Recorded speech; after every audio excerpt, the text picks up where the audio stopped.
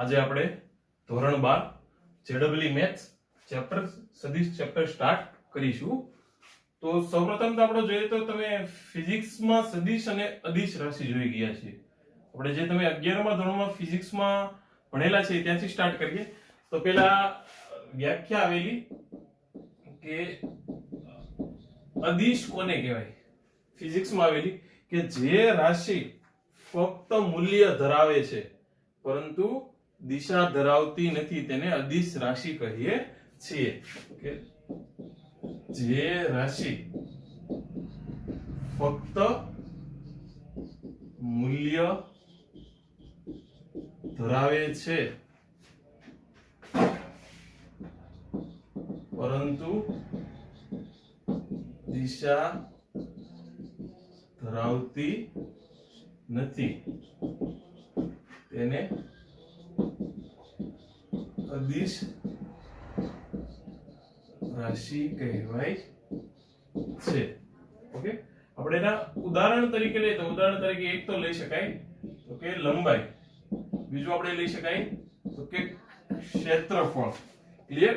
એ જ રીતે તો કે સમય, ઝડપ, દળ, કે આ બધી રાશિ એવી છે ફક્ત એના મૂલ્યની જ જરૂર છે, એમાં આપણે દિશાની જરૂર પડતી નથી. ધારો કે કોઈકનું ક્ષેત્રફળ લઈએ તો કે 5 મીટર સ્ક્વેર, તો એમાં ફક્ત મૂલ્યની જ જરૂર છે, કઈ દિશામાં ક્ષેત્રફળ છે કઈ નક્કી કરવાની કોઈ જરૂર હોતી નથી.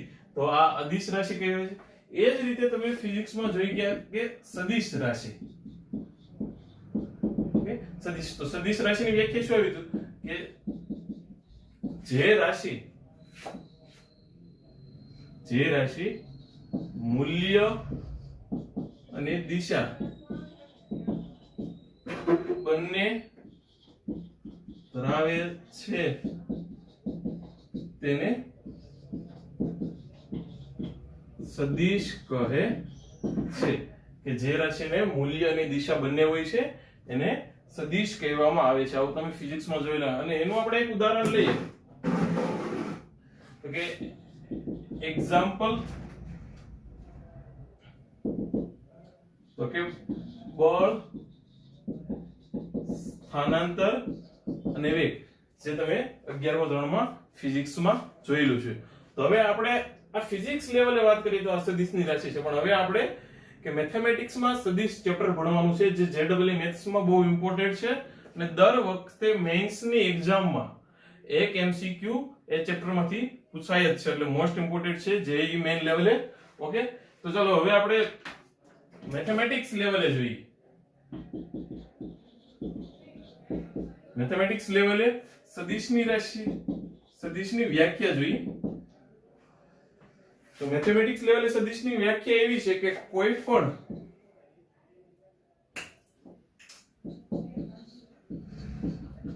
પણ દિશાયુક્ત રેખાખંડને સદિશ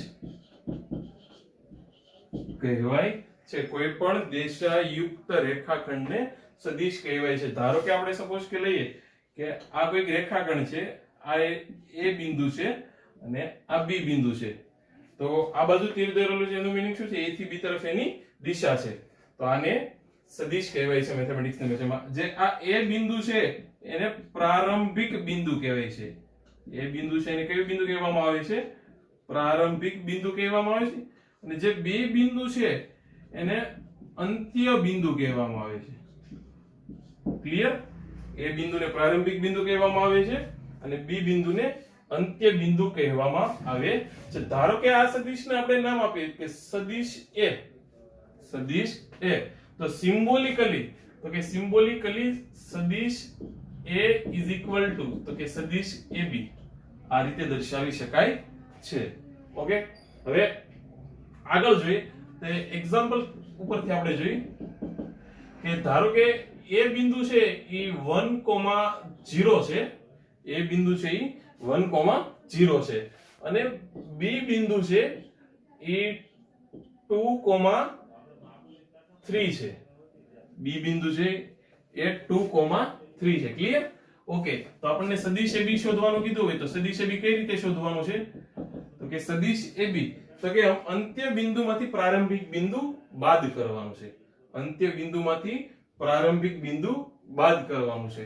ઓકે, તો આ રીતે થશે તો કે 2,3 માંથી 1,0 2,3 માંથી 1,0 બાદ કરી દો તો એનો સદિશ આપણને મળી જશે 2 - 1 = 1 અને 3,0 = 3. ક્લિયર? તો આ શું મળી ગયું આપણને? સદિશ 1,3. ઓકે, હવે આગળ જોઈએ કે સદિશનું માન. સદિશનું માનનો સિમ્પલ અર્થ શું થાય? સદિશના માનનો સિમ્પલ અર્થ તો કે સદિશની લંબાઈ. એનો સિમ્પલ અર્થ થાય છે કે સદિશની લંબાઈ.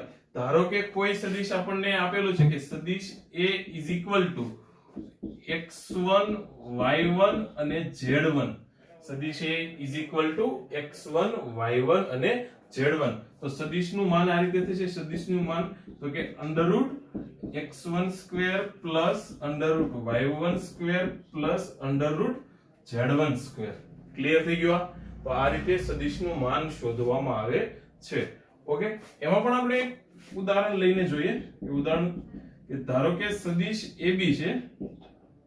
સદિશ AB તો કે 1,2,3 અને એને કીધું કે સદિશ AB નું માન શોધો. તો શું કરી દેવાનું છે કે x coordinate, y coordinate, z કોઓર્ડિનેટના વર્ગનો સરવાળો અને એનું વર્ગમૂળ કાઢીએ તો એને શું કહેવામાં આવે છે? સદિશનું માન કહેવામાં આવે છે. ઓકે, તો અહીંયા સદિશનું માન કઈ રીતે થશે? તો કે સદિશ AB = √1² + 2² + 3² તો કે 1 + 4 + 9 શું થશે? વર્ગમૂળમાં 14. તો સદિશ AB નું માન વર્ગમૂળમાં 14. તો એનો મીનિંગ શું થાય કે આ સદિશની લંબાઈ છે એ વર્ગમૂળમાં 14 જેટલી છે. Okay, clear?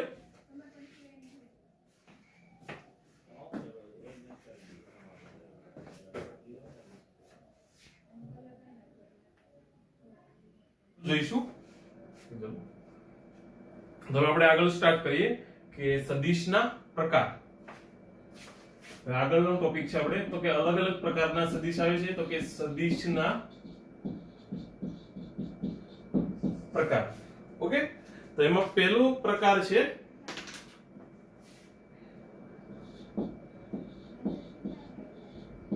શૂન્ય સદિશ. પહેલો પ્રકાર છે શૂન્ય સદિશ. તો શૂન્ય સદિશ કોને કહેવામાં આવે છે? તેની ડેફિનેશન જોઈ કે જે સદિશમાં પ્રારંભિક બિંદુ અને અંત્ય બિંદુ, આપણે જોયું હતું ને હમણાં એક્ઝામ્પલમાં કે કોઈ પણ સદિશ છે તો આ બિંદુ હોય એને પ્રારંભિક બિંદુ કહેવામાં આવે છે અને આ બિંદુ હોય તેને અંત્ય બિંદુ કહેવામાં આવે છે. ક્લિયર? ઓકે, તો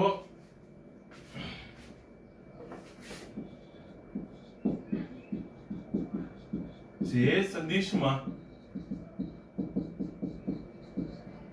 પ્રારંભિક બિંદુ અને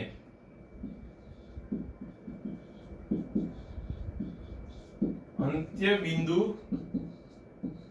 સમાન હોય તેને શૂન્ય સદિશ કહેવાય છે. ક્લિયર? જે સદિશમાં પ્રારંભિક બિંદુ અને અંત્ય બિંદુ સમાન હોય તેને શૂન્ય સદિશ કહેવાય છે. ઓકે, તો હવે જોઈએ કે અહીંયા આગળમાં કે ધારો કે કોઈ બિંદુ આપેલું છે કે A બિંદુ. તો A બિંદુ છે 1,2. તો શૂન્ય સદિશ છે તેનો મીનિંગ શું છે કે એનું પ્રારંભિક બિંદુ પણ 1,2 છે અને અંત્ય બિંદુ પણ 1,2 છે. એટલે ધારો કે એક બિંદુ છે તો એનું પ્રારંભિક બિંદુ છે અને અંત્ય બિંદુ તો બંને સેમ જ હોવાના છે. તો આપણે હમણાં જોઈએ તો સદિશ કઈ રીતે મેળવી શકાય કે અંત્ય બિંદુમાંથી પ્રારંભિક બિંદુ બાદ કરવાનું તો સદિશ મળે. તો અહીંયા પ્રારંભિક બિંદુ અને અંત્ય બિંદુ સમાન છે તો એકબીજામાંથી બાદ કરશું તો જવાબ શું આવશે? શૂન્ય આવશે. તો શૂન્ય સદિશ કઈ રીતે મળશે? તો કે શૂન્ય સદિશ 0,0 આ રીતે શૂન્ય સદિશ મળવાનો છે. ઓકે, એટલે શૂન્ય સદિશ ઉપરથી શું નક્કી થાય? તો કે શૂન્ય સદિશનું માન 0, 0 હોય છે તથા તેને દિશા હોતી નથી. શૂન્ય સદિશનું માન 0 0 હોય છે અને તેની દિશા હોતી નથી. તો મેથેમેટિક્સમાં સદિશ ચેપ્ટરમાં એક જ એવો સદિશ આવશે કે જે દિશાવિહીન છે. કયો સદિશ છે? શૂન્ય સદિશ છે. ઓકે, આગળ જોઈએ કે એકમ સદિશ. ઓકે, બીજી વ્યાખ્યા છે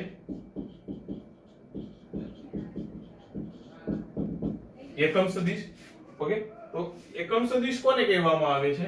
કે જે સદિશનું માન 1 હોય,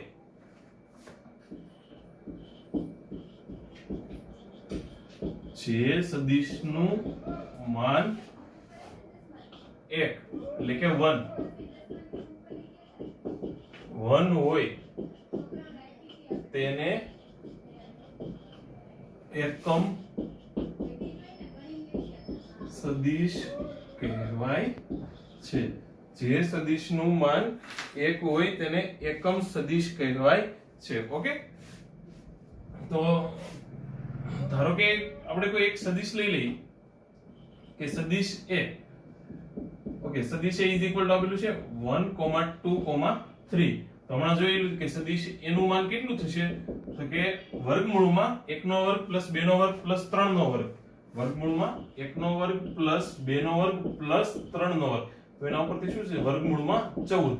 ઓકે, તો એનો મીનિંગ શું થયો કે સદિશ a નું માન કેટલું છે? વર્ગમૂળમાં 14. તો એને એકમ સદિશ કહેવાય? તો કે ના કહેવાય. આપણે વ્યાખ્યામાં શું આપેલું છે કે જે સદિશનું માન 1 હોય એટલે એનો મીનિંગ શું કે જે સદિશની લંબાઈ 1 એકમ હોય, જે સદિશની લંબાઈ 1 એકમ હોય તેને આપણે એકમ સદિશ કહીએ છીએ. ઓકે, તો આપણને આપેલો સદિશ છે એ એકમ સદિશ નથી. તો એને એકમ સદિશ બનાવવા શું કરવું પડે? તો કે એકમ સદિશ બનાવવા માટે તો કે સદિશને એના માન વડે ભાગવો પડે. સદિશને એના માન વડે ભાગવો પડે. તો જે સદિશ મળે છે એને શું કહેવાય છે? એકમ સદિશ કહેવાય છે.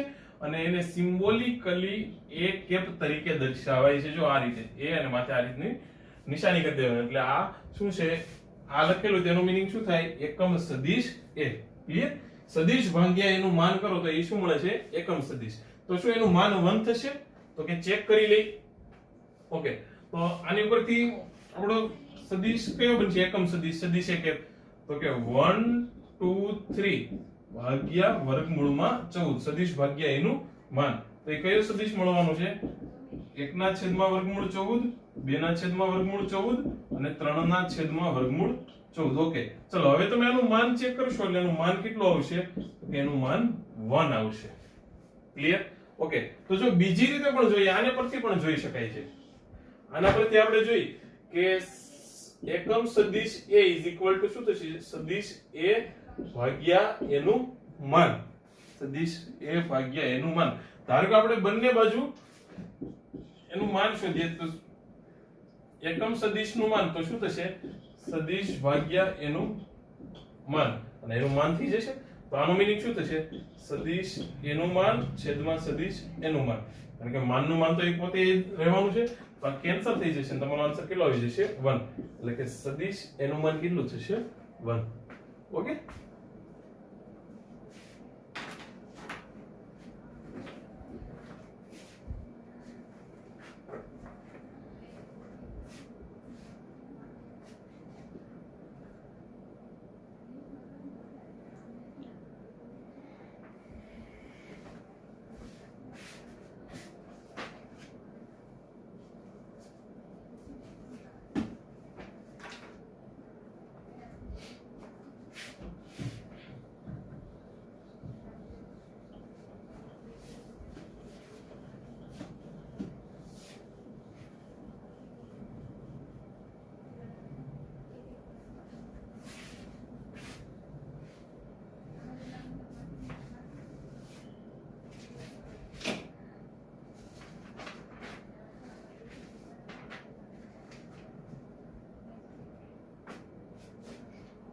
આગળની ત્રીજી વ્યાખ્યા છે તો કે સમાન સદિશ. આગળની ત્રીજી વ્યાખ્યા છે સમાન સદિશ. તો સમાન સદિશ કોને કહેવામાં આવે છે?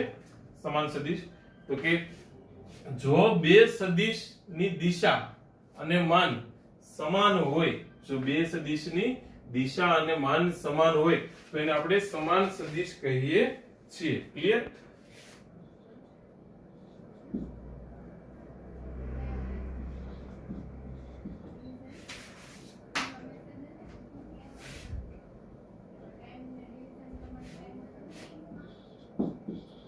જો બે સદિશની દિશા અને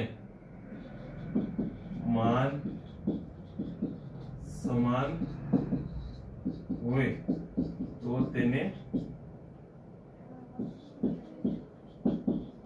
સમાન સદિશ કહેવાય છે. ઓકે ઓકે, આગળની હવે ચોથી વ્યાખ્યા છે સમાંતર સદિશ.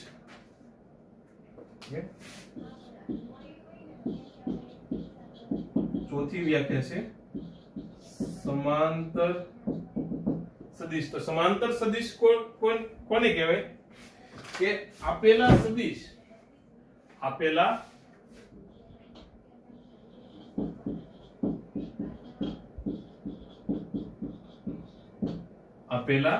સદિશ કોઈ એક રેખાને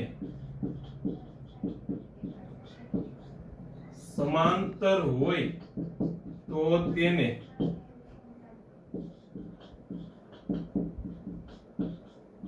સમાંતર સદિશ કહેવાય છે. જો આપેલા સદિશ છે એ કોઈ એક રેખાને સમાંતર હોય તો એને સમાંતર સદિશ કહેવાય છે. ઓકે, ધારો કે આપણે ઉદાહરણ તરીકે તમે સમજો કે આ કોઈ એક રેખા છે, આ કોઈ એક રેખા L છે. ઓકે, અને ત્રણ સદિશ લઈએ કે આ સદિશ A છે, આ સદિશ B છે અને આ સદિશ C છે. આ ત્રણ સદિશ છે, સદિશ A, સદિશ B અને સદિશ C. ઓકે, તો તમે આકૃતિ ઉપરથી જોઈ શકો છો કે ત્રણે ત્રણ સદિશ છે, ત્રણે ત્રણ સદિશ છે એ આપેલી રેખાને કેવા છે? સમાંતર છે. તો ત્રણે સદિશને કેવા કહેવાય? સમાંતર સદિશ કહેવાય. ક્લિયર? ઓકે, પણ જો સમાંતર સદિશમાં દિશાને કોઈ સંબંધ છે નહીં. ક્લિયર? ઓકે, હવે આપણે જ્યોમેટ્રિકલી જોઈએ તો વધારે તમને ખ્યાલ આવશે.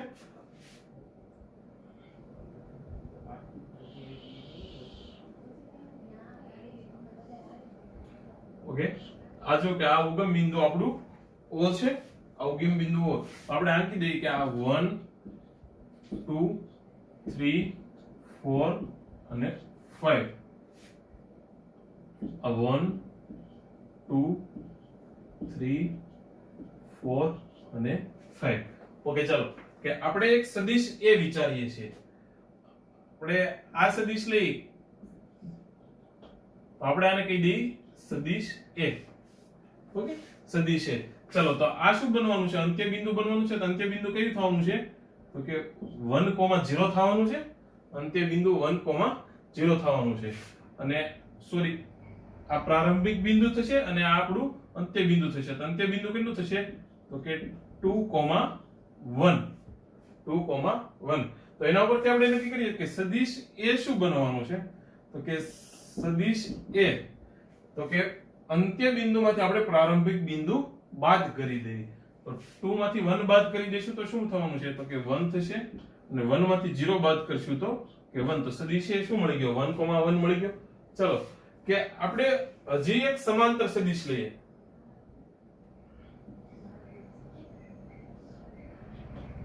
ઓકે, આ એક સદિશ લીધો તો આને સદિશ આપણે B કહી દઈએ.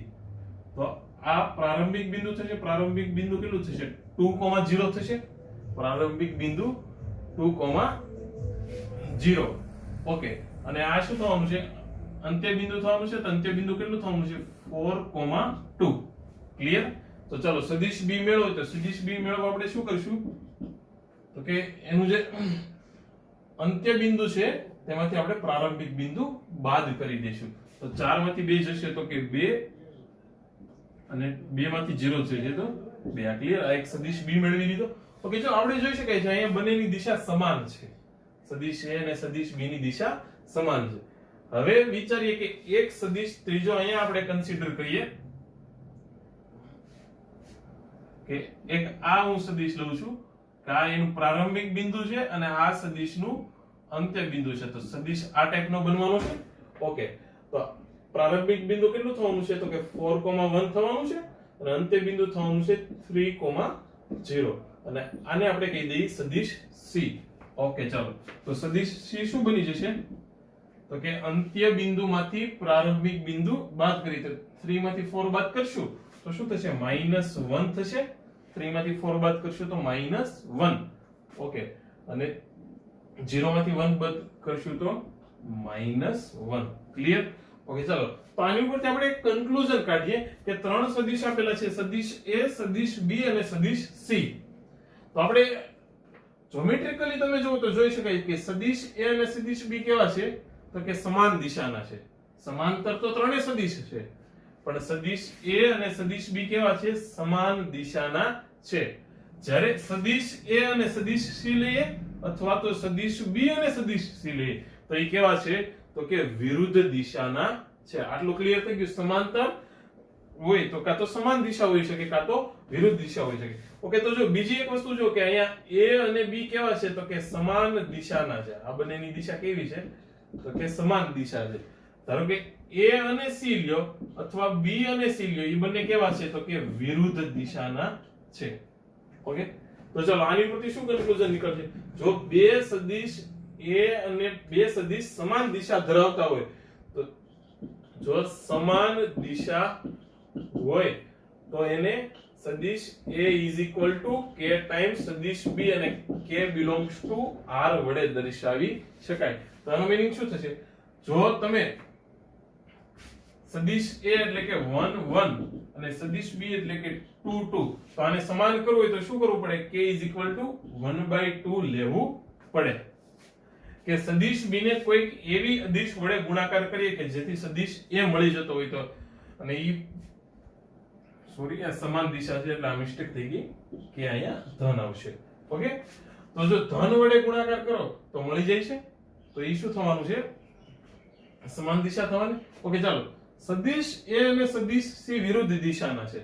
તો જુઓ કે C ને તમે -1 વડે ગુણાકાર કરો તો A મળવાનું છે, અથવા તો A ને તમે -1 વડે ગુણાકાર કરો તો C મળવાનું છે. ક્લિયર? તો કે વિરુદ્ધ દિશા હશે તો શું થશે? વિરુદ્ધ દિશા હશે તો કે A k B બાર અને k કેવું છે? ઋણ. જો ધન હોય તો સમાન દિશા અને ઋણ હોય તો વિરુદ્ધ દિશા. ઓકે,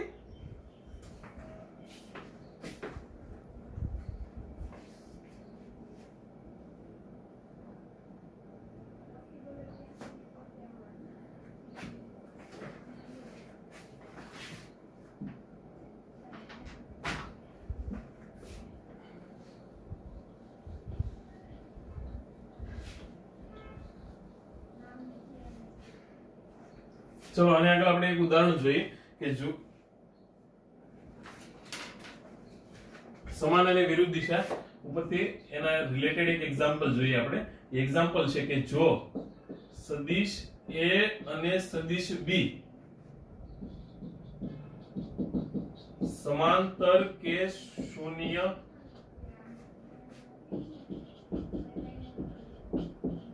સદિશ નથી તો લેમ્બડા અને મ્યુ ની કિંમત શોધો. ઓકે, સદિશ A અને સદિશ B શૂન્ય સદિશ કે સમાંતર સદિશ નથી તો લેમ્બડા અને મ્યુ ની કિંમત શોધો. ઓકે, તો આપણને આપેલું છે કે lambda times A bar is equal to mu times B bar. Lambda times A bar is equal to mu times B bar. Okay, આ ટોપિક આપણે શું જોયું કે જો સદિશ સમાંતર હોય અને સમાન દિશાના હોય તો આ રીતે દર્શાવી શકાય અને k greater than 0, અને વિરુદ્ધ દિશાના હોય તો આ રીતે દર્શાવી શકાય અને k less than 0. તો એના ઉપરથી શું છે કે જો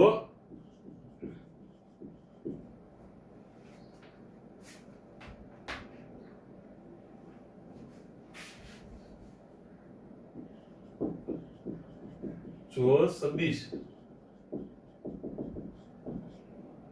સમાંતર હોય તો, જો સદિશ સમાંતર હોય તો સદિશ A is equal to K times સદિશ B અને K belongs to R.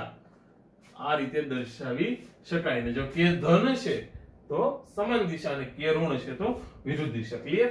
Okay, તો એને યુઝ આપણે અહીંયા કરીએ કે બે સદિશ આપેલા છે સમાંતર કે શૂન્ય સદિશ નથી, તો લેમ્બડા અને મ્યુ ની કિંમત શોધો. ઓકે, સમાંતર હશે તો જ આ રીતે દર્શાવી શકાય, નહીં તો દર્શાવી શકાતું નથી. ઓકે, તો ચલો અહીંયા સ્ટાર્ટ કરીએ કે આને આ રીતે લખી શકાય સદિશ A is equal to mu upon lambda into B bar. Okay, તો આ ટાઈપનું જ બની ગયું ને કે સદિશ A is equal to K times B bar, K is equal to mu by lambda. પણ આવું ક્યારે દર્શાવી શકાય કે જો A અને B સમાંતર હોય તો જ આ દર્શાવી શકાય, નહીતર દર્શાવી શકાય નહીં. તો આપણને ખબર છે કે સમાંતર નથી તો આ દર્શાવી શકાય નહીં. તો આની પરથી શું થવું જોઈએ? તો એ ક્યારે સાચું બનશે? તો કે mu upon lambda is equal to 0 થવું જોઈએ. mu upon lambda is equal to 0 થવું જોઈએ. તો એના ઉપરથી શું થશે? તો કે mu is equal to 0. અને આનું ઉલટું કરો તો કે ઉલટું શું થશે? તો કે b bar is equal to lambda upon mu into a bar. તો ફરી વખત આ ટાઈપનું જ બન્યું. તો અહીંયા શું 0 થશે? તો કે lambda બરાબર 0 થશે. ક્લિયર? ઓકે, તો આ બંને પ્રોપર્ટી એક સાથે ટ્રુ થતી છે તો જ પોસિબલ બનશે કે mu પણ 0 થશે અને લેમ્બડા પણ 0 થશે. તો આ બંને સદિશ છે એને આપણે શૂન્ય વડે ગુણાકાર કરીએ તો બંને બાજુ આ સદિશ શું આખો બની જશે? શૂન્ય સદિશ બની જશે અને આ સદિશ પણ શું બની જશે? શૂન્ય સદિશ બની જશે. ક્લિયર? તો શૂન્ય સદિશ ઇક્વલ ટુ શૂન્ય સદિશ તો જ સાચું પડશે. ઓકે, હવે આગળ જોઈએ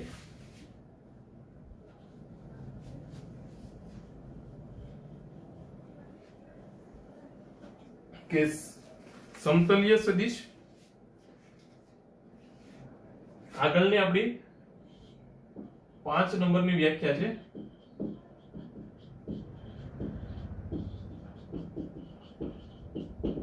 સમતલીય સદિશ. ઓકે, તો સમતલીય સદિશ કોને કહેવાય?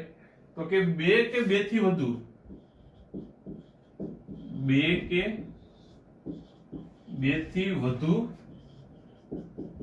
સદિશ એક જ સમતલમાં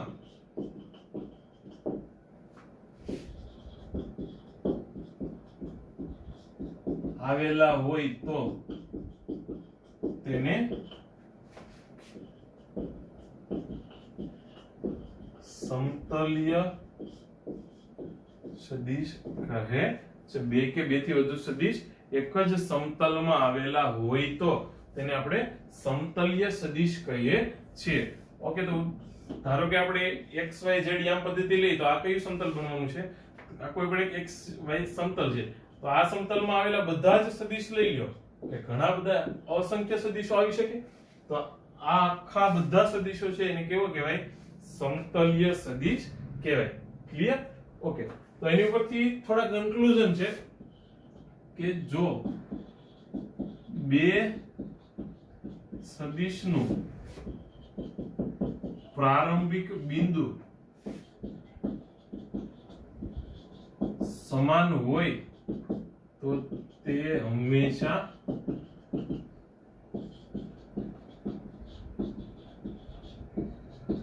સમતલીય હોય. ધારો કે બે સદિશનું પ્રારંભિક બિંદુ સમાન હોય તો તે હંમેશા સમતલીય. કઈ રીતે? ઓકે, તો જો આ બે પેન છે મારી પાસે, આ બ્લેક છે અને એક રેડ છે, તો બ્લેક સદિશ છે અને રેડ સદિશ છે. ઓકે, તો આ બંનેનું પ્રારંભિક બિંદુ છે તો પ્રારંભિક બિંદુ સમાન છે તો આ રીતનું જ નીકળવાનું છે કે આ રેડ સદિશ આ તરફ જતો હશે અને બ્લેક સદિશ આ તરફ જતો હશે. ઓકે, તો તમે જુઓ કે આ કોઈ પણ બુક છે તો આને આપણે સમતલ તરીકે લઈએ તો સમતલ તરીકે લઈએ તો આ રીતે પોસિબલ બનશે. એક જ સમતલ ઉપર સમાવેશ થઈ શકે બે સદિશનો. તો એ પણ ક્યારે પોસિબલ છે કે બે સદિશનું પ્રારંભિક બિંદુ સમાન હોય તો તે હંમેશા સમતલીય હોય. પણ એમાં પણ એક નોટ છે થોડીક કે પરંતુ ત્રણ સદિશ નું પ્રારંભિક બિંદુ સમાન હોય તો તે સમતલ્ય હોય અથવા ન પણ હોય. ત્રણ સદિશનું પ્રારંભિક બિંદુ આપણે હમણાં જોયું કે બે સદિશનું પ્રારંભિક બિંદુ સમાન હોય તો એ હંમેશા સમતલ્ય હોવાના છે, પરંતુ ત્રણ સદિશનું પ્રારંભિક બિંદુ સમાન હોય તો તે સમતલ્ય હોય અથવા ન પણ હોય. કઈ રીતે? ઓકે, ધારો કે આ બે સદિશ છે તો આ તો હંમેશા સમતલીય થવાના જ છે. ધારો કે ત્રીજો સદિશ આ ટાઈપનો હોય, ત્રીજો સદિશ સપોઝ કે આ ટાઈપનો હોય તો જુઓ કે એને એક સમતલ ઉપર સમાવી શકાય. આ રીતે તમે જોઈ શકો કે એને એક સમતલ ઉપર સમાવી શકાય. તો એના પરથી શું કહી શકાય કે ત્રણેય સદિશ કેવા છે? સમતલીય છે. પણ જો એની આ પોઝિશન હશે તો જ એક સમતલ ઉપર સમાવી શકાય. પરંતુ વિચારો કે આ વચ્ચેનો કે કોઈ પણ એક સદિશ થોડી પણ મૂવમેન્ટ કરશે, ધારો કે આ રીતનો થઈ જશે, આ રીતનો થઈ જશે, જો તો આ બે સદિશને એક સમતલ ઉપર સમાવી શકાય છે. આ રીતે એકમાંથી એક સમતલ પસાર થઈ જશે, પરંતુ આ સદિશનો એમાં સમાવેશ થાય નહીં. પડી સમજ તમને? એટલે એના પરથી શું થશે કે ત્રણ સદિશનું પ્રારંભિક બિંદુ સમાન હોય તો તે સમતલ્ય હોય અથવા ના પણ હોય.